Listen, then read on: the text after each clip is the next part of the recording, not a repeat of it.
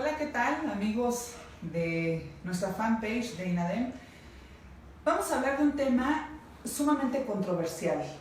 Vamos a hablar de un tema en el que quiero hacer mucho énfasis, que trato con mucho respeto. Y trato con mucho respeto porque es un tema en el que se ven implicados muchos sentimientos, muchos cuestiones de género, cuestiones de temas inclusive sociales, políticos, etc. El término violencia obstétrica. ¿Qué pasa con este mal empleado término desde mi punto de vista? Hay un tema que se está tocando y que se ha tocado desde hace ya 2 años en la gestión del doctor Ernesto Castelazo como presidente de la Federación Mexicana de Colegios de Obstetricia y Ginecología, FEMECOG. En su gestión se tocó mucho este tema de la violencia obstétrica, un tema que para el gremio de la ginecología y obstetricia está siendo mal empleado. ¿Por qué está siendo mal empleado? Porque dentro de este término se está, en este caso, estigmatizando al especialista en ginecología y obstetricia. Acabamos de postear un artículo en donde se está haciendo mención a un caso en el que se está acusando de violencia obstétrica, se está acusando de negligencia a una paciente indígena que fallece porque no se le dio la atención oportuna y que al dejar restos placentarios, la paciente fallece. Inclusive en este artículo que se posteó el día de ayer, se hace referencia a que las enfermeras se burlaron, a que inclusive la grabaron y a que no le hicieron caso a la mamá. Este es el clásico caso de lo que ustedes conocen, de lo que se escucha mucho en los medios de comunicación como violencia obstétrica. ¿Qué pasa en este asunto en particular? Es muy importante entender que en muchas ocasiones no se trata de una violencia obstétrica, no se trata de una violencia, una negligencia por parte de, en este caso, del médico, que es quien atiende a la paciente. Es importante que ustedes sepan que hay muchas ocasiones en las que se trata de una violencia institucional. ¿Por qué una violencia institucional? Ustedes se preguntan, como pacientes, como mujeres, ¿por qué no llamarlo negligencia médica? Si al final fue el médico el que la atendió y dejó restos placentarios. A ver, señores, es importante que sepan, que conozcan quién es un interno de pregrado. Es importante que sepan que no es responsabilidad del interno de pregrado el hecho de brindar una atención médica y no tener la capacidad para hacerlo. ¿De quién es responsabilidad en este caso en particular?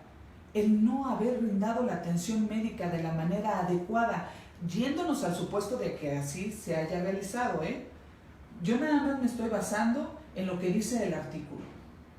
Desconozco el caso clínicamente hablando, lo desconozco. Por eso puse el ejemplo nada más del artículo en particular.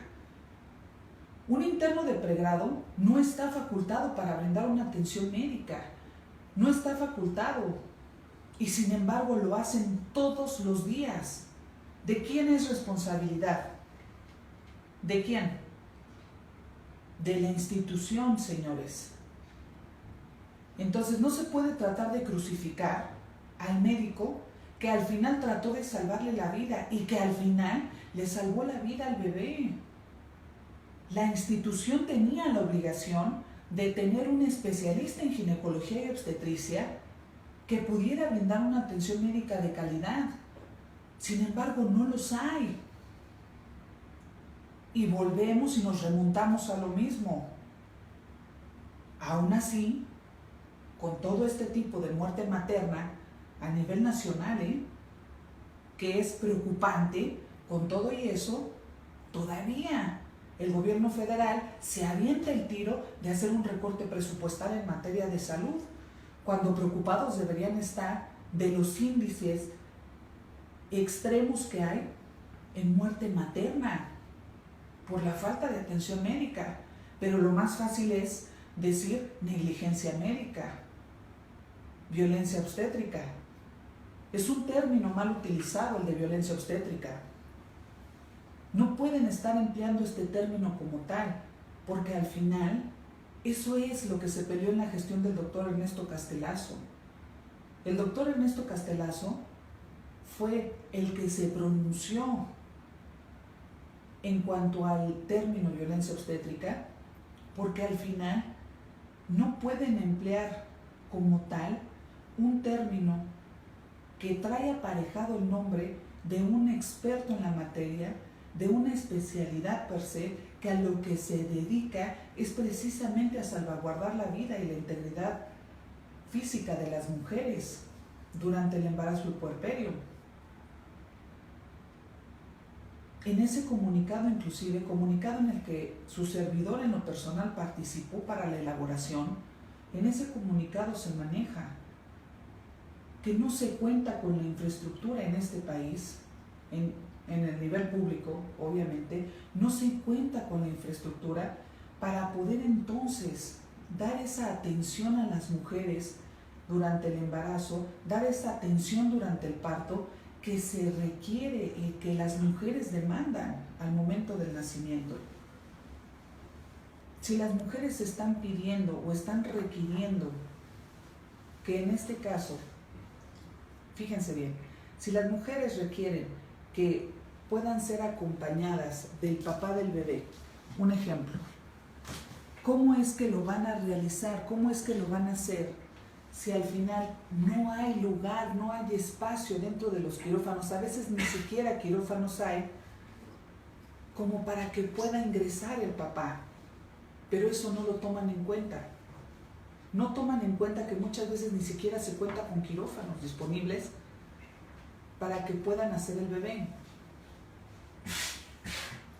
No hay siquiera el número suficiente de ginecobstetras para poder brindar una atención médica en el área de tococirugía. ¿Sí saben que un ginecólogo está a cargo a veces de 30 pacientes en el área de tococirugía? Y que a veces ni siquiera hay un anestesiólogo en el área de recuperación. Y muchas veces se habla sin conocimiento.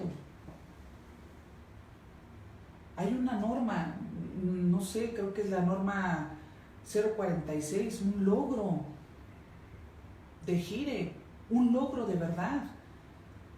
Pero habrá quien se oponga, habrá quien diga que no pueden permitir la interrupción legal del embarazo en mujeres, en niñas de 12 años. Perdón, pero claro que se puede y se les debe permitir cuando son víctimas de violación. Y como estos hay miles de ejemplos. ¿Cómo es que usted, médico ginecobstetra, si es el que me está viendo, se puede defender ante una probable acusación de violencia obstétrica? Es muy sencillo. Si ya está tipificado como delito en su estado, si ya está tipificada como, no sé, como violencia dentro de la ley a nivel local, una violencia de género, una violencia obstétrica, ¿hay forma de protegerse? Sí la hay. Acércate con nosotros. Nosotros te asesoramos. Yo te digo cómo te puedes defender para que no te puedan fincar una responsabilidad por violencia obstétrica. Llámame, acércate. Nosotros juntos lo hacemos. No te va a pasar nada, créeme. Y ojo, con esto no estoy diciendo que voy a defender lo indefendible. Yo no defiendo a quien le dice a una paciente, a quien le dice a una mujer cosas indebidas.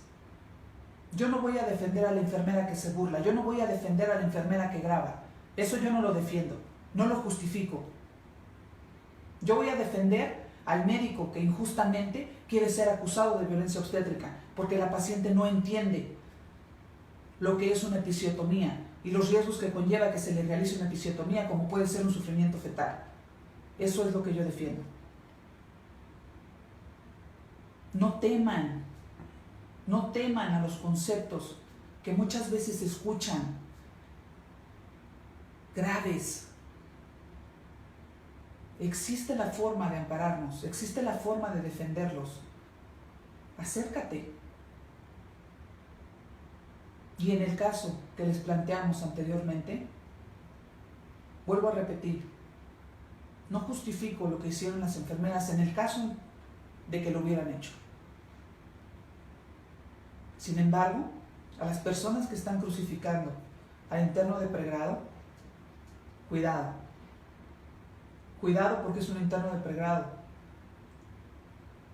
Y a quien deben de crucificar es a la institución. A quien deben de crucificar es al director general del IMSS, Miquel Arriola. A quien deben de crucificar es al doctor Narro, secretario de Salud Federal.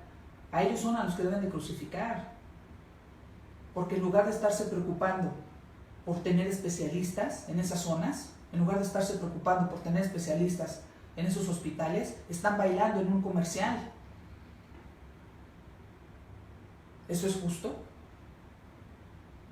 Yo los invito a que, lejos de estar bailando en un comercial y de estar cantando muy alegres, muy contentos, mejor se pongan a trabajar, señores, y mejor se pongan a atender mujeres que no tienen dinero para pagar a un médico privado